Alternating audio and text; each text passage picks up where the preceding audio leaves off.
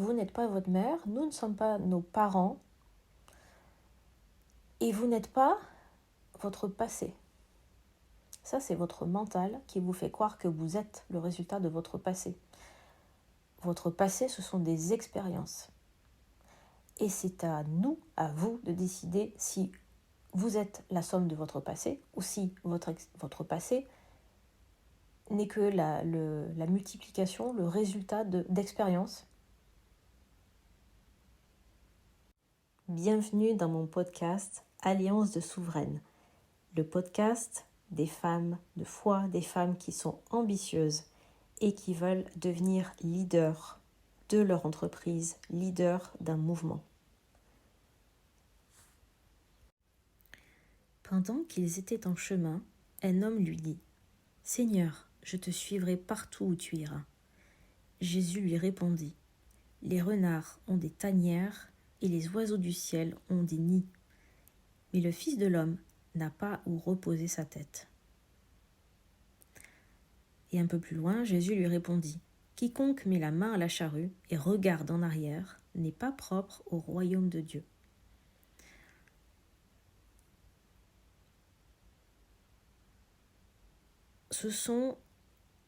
Là, Jésus ne s'adresse pas aux mêmes personnes. Il s'adresse à des hommes qui ont envie de le suivre, qui ont envie de devenir ses disciples. Et en fait, non seulement, c'est pas vraiment un test, mais donc le Christ connaît les intentions, les pensées des cœurs des hommes, et ils savent qu'ils ne sont pas forcément prêts à le suivre. Je rappelle que, par exemple, je pense à Jacques et Jean, ils ont tout laissé. Ils ont laissé leur filet dans le bateau de leur père, ils ont suivi le Christ, comme ça, en un claquement de doigts. Matthieu, Saint Matthieu, donc Lévi, qui était donc collecteur d'impôts, Jésus lui dit « Suis-moi ». Et il s'est levé de sa table, il a suivi Jésus. Comme ça. Il a tout laissé en plan, il a suivi le Christ. Donc là, Jésus, c'est pas qu'il les met en garde, mais il leur dit d'une façon très, à la fois très franche, très polie et très bienveillante et enseignante qu'ils ne sont pas prêts à le suivre. Et qu'est-ce que ça veut dire ? Les renards ont des tanières et les oiseaux du ciel ont des nids, mais le Fils de l'homme n'a pas où reposer sa tête.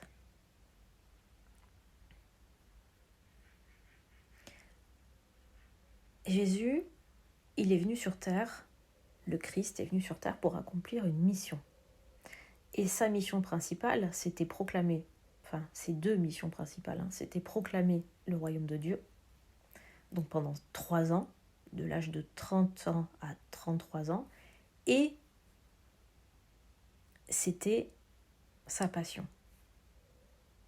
Dieu est quand même venu sur terre, s'incarner, pour mourir pour des hommes, pour les sauver. Ça, c'était sa grande mission. Donc il se contrefiche un peu de savoir s'il va avoir telle ou telle maison, tel ou tel travail, et comment ça va se passer, et patati et patata, et comment je suis coiffée, et comment je suis machin. Vous savez, ce genre de détails, oui, ce sont des détails en fait, mais ces questions qui obnubilent la plupart des gens, 99% des gens, et comment je vais faire, et comment ça va être compliqué, et est-ce que je vais y arriver, et je me mets dans l'eau, Je ne suis pas arrivée au bout d'un chemin d'illumination en me disant je suis totalement libre de toute inquiétude, de toute question, je ne me pose jamais de questions, tout va très bien sans arrêt. Non. Non, je reste un être humain.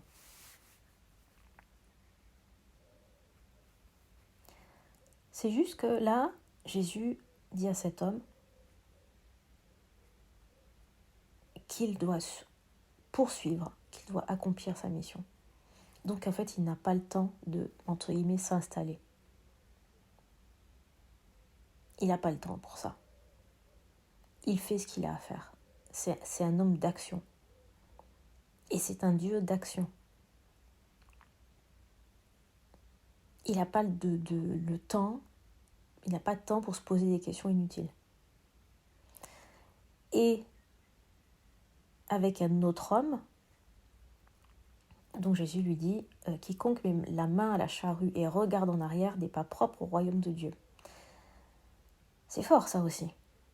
Ça veut dire qu'on ne peut pas dire « Seigneur, j'ai envie de te suivre, j'ai envie d'être croyant, j'ai envie de marcher sur tes traces » et changer d'avis 2 minutes après en disant « Oh ben en fait, ouais c'est peut-être un peu trop dur, et puis est-ce que je vais y arriver, et puis comment je vais faire, et est-ce que c'est fait pour moi ?» Ou regarder son passé. Ça peut être aussi, je veux changer, je veux devenir une meilleure version de moi-même, mais, hop, je regarde le passé.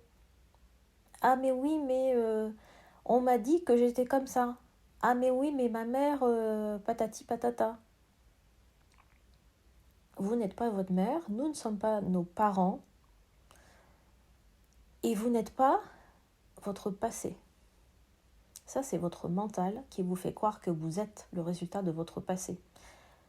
Votre passé, ce sont des expériences. Et c'est à nous, à vous, de décider si vous êtes la somme de votre passé ou si votre passé n'est que la multiplication, le résultat d'expériences,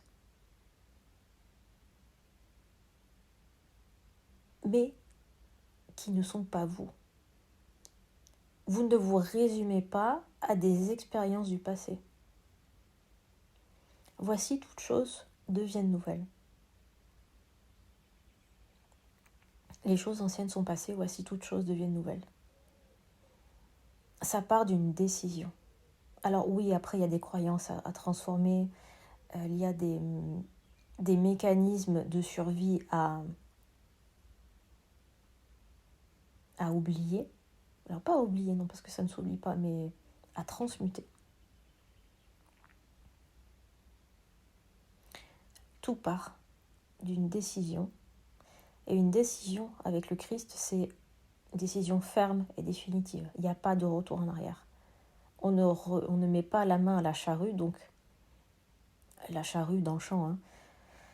On ne peut pas conduire des bœufs, on ne peut pas tracer un sillon droit si on regarde en arrière. On ne peut pas construire un avenir brillant, ambitieux,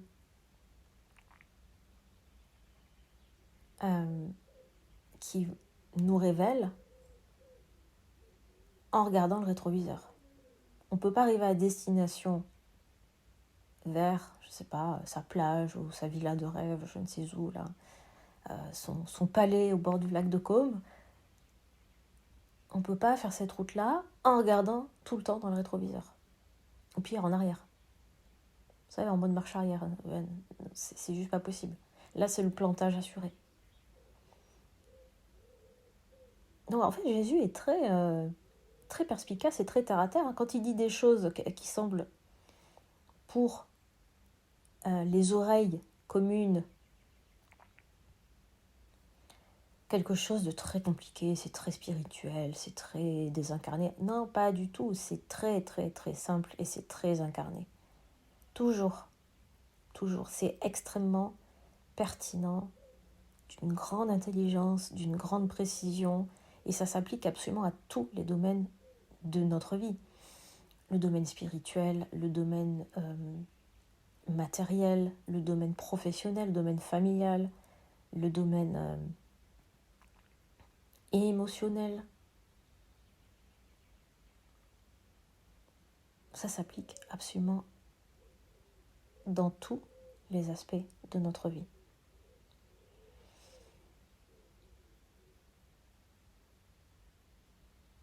Quand on a un objectif, quand on veut devenir cette meilleure version, cette autre meilleure version de nous-mêmes, quand on est en chemin, quand on est aussi dans cette idée de service, de contribution, quand on veut être une femme leader, on ne regarde pas en arrière, on ne regarde pas son passé.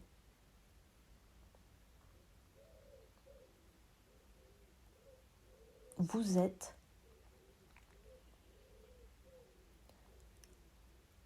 aujourd'hui. Vous existez aujourd'hui. Vous n'existez pas hier ni demain, c'est aujourd'hui, là, maintenant, tout de suite, pendant que vous m'écoutez. Le reste, c'est une construction mentale et tout part d'une décision. Vous pouvez tout remodeler, vous pouvez tout transformer.